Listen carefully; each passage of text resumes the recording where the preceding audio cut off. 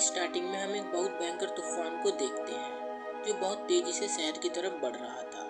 इस समुद्री तूफान में बहुत सारी शार्क समुद्र से बाहर निकल रही थी। दूसरी तरफ हमें शहर दिखाया जाता है। यहाँ पर बहुत सारे लोग समुद्र किनारे एंजॉय कर रहे थे। ये है इस मूवी का मेन कैरेक्टर, इसका नाम है फिन।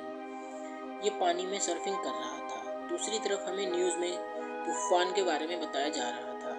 कुछ देर में समुद्री तूफान की वजह से शार्क समुद्र किनारे आने लगती हैं और लोगों का शिकार करने लगती हैं। यहाँ बहुत ज़्यादा भगदड़ मच जाती है। सभी लोग इधर उधर भागने लगते हैं। इस अटैक में बहुत सारे लोग मारे जाते हैं। कुछ देर बाद ये लोग न्यूज़ देखते हैं जिसमें सभी को अपने घर के अंदर ही रहने को कहा जा रहा था क्योंकि शहर में बहुत भयंकर तूफान आने वाला था। फिन अपनी वाइफ को कॉल करके सावधान करता है। कुछ देर बाद ये समुद्री तूफान शहर में पहुंच जाता है। सभी लोग अपनी जान बचाकर भाग रहे थे। यहाँ पर बहुत सारी शार्क आ चुकी थी और इन लोगों पर हमला करने लगी थी। इस तूफान की वजह से शहर का एक झूला टूटकर शहर की तरफ लुढ़कने लगता है जिसमें कुछ लोग भी मारे जाते हैं। फिर फिन अपने दोस्तों के साथ अपनी वाइफ के पास जाने लगता है। रास्ते में बहुत बारिश हो रही थी और चारों तरफ पानी भरने लगता है। अगर पानी इसी तरह शहर में भर गया तो शार्क शहर में आ जाएंगी और कोई भी जिंदा नहीं बचेगा। और थोड़ी देर में ऐसा होने लगता है।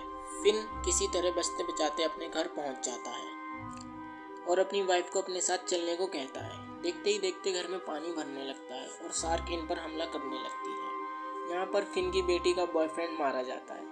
यहाँ किसी तरह ये लोग अपनी जान बचाते हुए बाहर निकलते हैं और फिन अपने बेटे को लेने के लिए निकल जाता है। इसका बेटा एयरफोर्स में काम करता था। रास्ते में इन्हें एक स्कूल बस दिखाई देती है जिसमें कई सारे लोग फंसे होते हैं। थोड़ी देर में ये बस पानी में डूबने वाली थी। अगर ऐसा हुआ तो कोई नहीं बचेगा क्योंकि पानी में बहुत सारी शार्क घूम रही थी। फिर फिन रस्सी के सहारे इन सबको बचाने के लिए बस की ओर नीचे आता है और अपनी जान खतरे में डालकर इन सबको बचा भी लेता है। ये तूफान अब खतरनाक बवंडर का रूप लेने लगा था और बहुत सारी शार्क बवंडर के जरिए अलग अलग जगह पर गिर रही थी। फिन कहता है कि ये दुनिया का अंत है। कुछ देर बाद फिन अपने बेटे के पास पहुंचता है और इसे अपने साथ चलने को कहता है क्योंकि ये शहर जल्द ही खत्म होने वाला था। लड़का कहता है कि नहीं, मैं आपके साथ नहीं जाऊंगा और इस तूफान को शहर से ख़त्म करके रहूंगा। फिन कहता है कि पर ये होगा कैसे। लड़का कहता है कि मैं इस बवंडर को बम से उड़ा दूंगा, शायद इससे ये तूफान रुक जाए।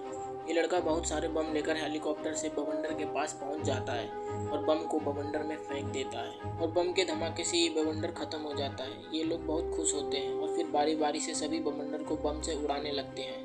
लेकिन नीचे अभी भी शार्क हमला कर रही थी। तभी बवंडर में से एक शार्क हेलीकॉप्टर पर हमला कर देती है। हेलीकॉप्टर में बैठी लड़की नीचे गिरने लगती है। इसको एक शार्क निगल जाती है। हेलीकॉप्टर अब क्रैश होने लगता है। किसी तरह ये लड़का हेलीकॉप्टर को नीचे लाता है। अब सिर्फ एक बवंडर बच गया था। अब फिन को गुस्सा आ जाता है और वो सारे बम को गाड़ी में रखकर बवंडर की ओर बढ़ने लगता है। ये गाड़ी को फुल स्पीड में करके गाड़ी से कूद जाता है। कार सीधे बवंडर में घुस जाती है और सारे बम फट जाते हैं जिससे ये बवंडर भी खत्म हो जाता है। इस बवंडर के खत्म होने से बहुत सारी शार्क आसमान से स्नो की तरह गिरने लगती हैं और इंसानों पर हमला करने लगती हैं। तभी फिन एक हीरो की तरह एक मशीन लेकर शार्क के मुंह में घुस जाता है। सभी को लगता है कि फिन को शार्क खा गई, मगर ऐसा होता नहीं है। फिन शार्क के अंदर मशीन चालू करके इसे फाड़ देता है और बाहर आ जाता है। किस्मत से इसी शार्क ने उसी लड़की को निगला था जो हेलीकॉप्टर से गिर रही थी और ये अभी भी जिंदा थी। और अब सब कुछ एकदम शांत हो जाता है। तूफान और बारिश भी थम चुके थे और इसी के साथ ये मूवी यहाँ एंड हो जाती है।